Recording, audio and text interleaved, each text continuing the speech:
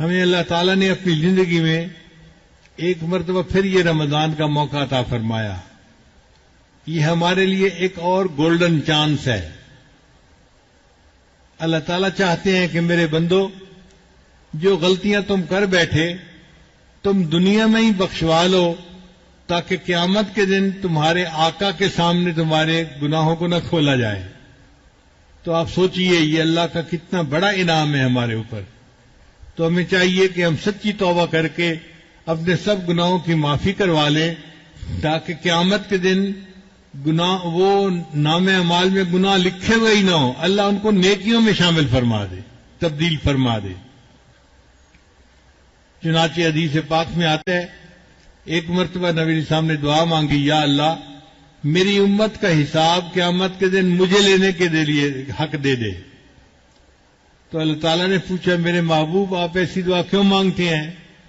تو نبی علیہ السلام نے عرض کیا، اے اللہ میں چاہتا ہوں کہ جب امت کا حساب میں لوں گا تو میری امت کے گناہ دوسروں امتوں کے سامنے نہیں کھلیں گے، شرمندگی سے بچ جائیں گے. تو اللہ نے فرمایا کہ میرے محبوب صلی اللہ علیہ وسلم آپ فکر نہ کریں، میں آپ کی امت کا معاملہ ایسے کروں گا کہ ان کے بڑے بڑے گناہوں کو دنیا ہی میں معاف کر دوں گا، اور جب یہ قیامت کے دن میرے پاس آئیں گے تو بڑے بڑے گناہ پہلے ہی معاف ہو چکے ہوں گے. چنانچہ دنیا میں انسان کو جو تکلیف پہنچتی ہے اس پر گناہ معاف ہوتے ہیں، جو بیماری آتی ہے اس پر گناہ معاف ہوتے ہیں، جو دنیا کے اندر تکلیف آتی ہے اس پر گناہ معاف ہوتے ہیں، حتیٰ کہ جب موت کی سکرات کا وقت آتا ہے اس پر گناہ معاف ہوتے ہیں، حتیٰ کہ قبر میں جو ضبط قبر پیش آئے گا اس پر گناہ معاف ہوں گے، جو موت کے وقت تکلیف ہوتی ہے اس پر بھی گناہ معاف ہوں گے. تو یہ بہانے ہیں جو اللہ نے اپنے محبوب کے امتیوں کے بخشنے کے لیے بنا دیے. اور اگر کچھ لوگ ہوں گے کہ جن کے گناہ بچ بھی جائیں گے تو اللہ قیامت کے دن بہانے سے ان کے گناہ معاف کر دیں گے. چنانچہ حدیث پاک میں آتا ہے، قیامت کے دن اللہ تعالیٰ ایک بندے کو کھڑا فرمائیں گے اور اس کے گرد نور کی چادر کا پردہ ڈال دیں گے، لوگ اس کو نہیں دیکھ سکیں گے. پھر اللہ اس بندے کو کہیں گے تیرا یہ گناہ یہ گناہ یہ گناہ، اور وہ بندہ مانے گا ہاں میرا یہ گناہ، سارے گناہ اس کو گنوائیں گے. وہ بندہ اپنے سارے گناہوں کو دیکھ کے گھبرا جائے گا اور یہ سمجھے گا کہ آج تو شاید میں جہنم سے نہیں بچ سکوں گا.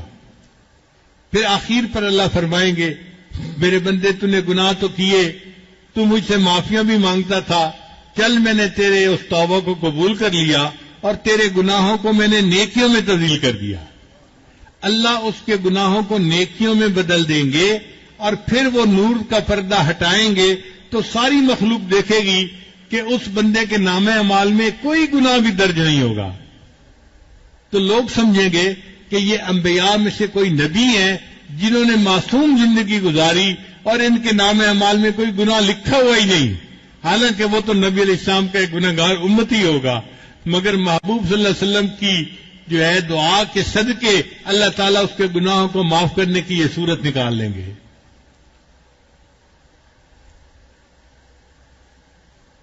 ہم بھی یہی دعا کرتے ہیں کہ اے اللہ ہم آپ کے گناہگار بندے ہیں، آپ ہم پر رحمت کی نظر فرما دیجئے، ہمارے سب گناہوں کو معاف فرما دیجئے اور قیامت کے ان کی ذلت سے اللہ ہمیں محفوظ فرما دیجئے. کتنی عجیب بات ہے، ہم سے تو دو بندوں کے سامنے کی ذلت برداشت نہیں ہوتی، قیامت کے دن تو ساری مخلوق کے سامنے کی ذلت ہوگی.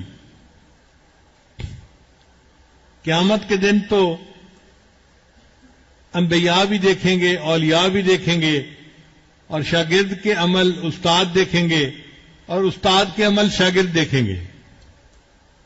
آپ سوچئے آج اگر کسی ماں کو کہہ دیا جائے کہ میری بندی بتا، یا تو ہم تیری زندگی کے سارے حالات تیری اولاد کے سامنے کھولتے ہیں یا پھر تو خود ہی جہنم میں چلی جا، تو میرا تو خیال ہے کہ وہ عورت رو کے یہی کہے گی کہ یا اللہ میری زندگی کی تفصیل میری اولاد کے سامنے نہ کھول دینا، مجھے رسوا نہ کر دینا، میں خود ہی جہنم میں چلی جاتی ہوں.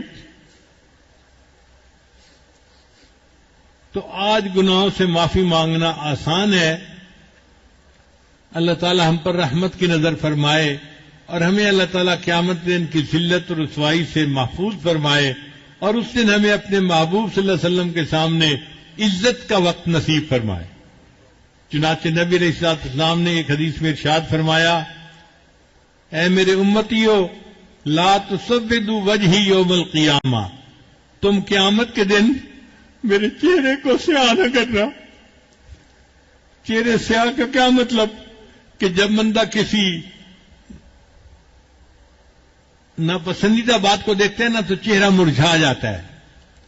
تو محبوب صلی اللہ علیہ وسلم نے فرمایا کہ اگر قیامت کے دن تمہارے نامہ اعمال کو کھولا جائے گا اور اس میں بڑے بڑے گناہ ہوں گے تو اس دن میرا چہرہ مرجھا جائے گا، تم قیامت کے دن میرے چہرے کو سیاہ نہ کر دینا۔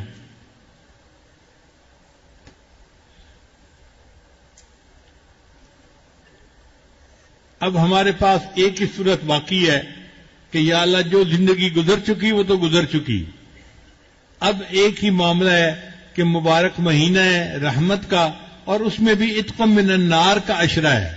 اللہ بس آپ اپنی رحمت کے ساتھ ہمارے گناہوں کو معاف کر دیجئے اور ہمیں قیامت کے دن محبوب صلی اللہ علیہ وسلم کے سامنے کی ذلت و رسوائی سے محفوظ فرما لیجئے۔ یہی بات تو علامہ اقبال نے کہی تھی، تو غنی از ہر دو عالم من فقیر، اے اللہ تو دو عالم سے غنی ہے اور میں ایک فقیر ہوں۔ تو غنی از ہر دو عالم من فقیر، روز محشر عذر ہائے من پذیر، اے اللہ قیامت کے دن میرے عذروں کو قبول کر لینا۔ گر تمی بینی حسابم ناگزیر، اور اگر اللہ تو یہ فیصلہ کرے کہ میرا حساب تو نے لازمن لینا ہے، از نگاہ مصطفیٰ بنا بغیر، اللہ پھر مصطفیٰ کریم کے سامنے میرا حساب نہ لینا، مجھے ان کے سامنے بہت شرمندگی ہوگی۔ مولانا الیاس رحمۃ اللہ علیہ جو بانی تولی جماعت کے، وہ فرمایا کرتے تھے کہ اس شعر کے کہنے پر اللہ نے اس بندے کی مغفرت فرما دی، میرا یہ گمان ہے۔ اتنا یہ اعلیٰ شعر ہے کہ وہ فرمایا کرتے تھے کہ اس شعر کو لکھنے پر اللہ نے، میرا گمان ہے اللہ نے قیامت کے دن اس کی مغفرت فرما دینی ہے۔ ہمارے اوپر بھی اللہ رحمت کی نظر فرمائے اور قیامت کے دن ہماری بھی بخشش فرما دے اور قیامت کے دن کو ہمارے لیے بخشش کا دن بنا دے۔ وآخر دعوانا ان الحمد للہ رب العالمین۔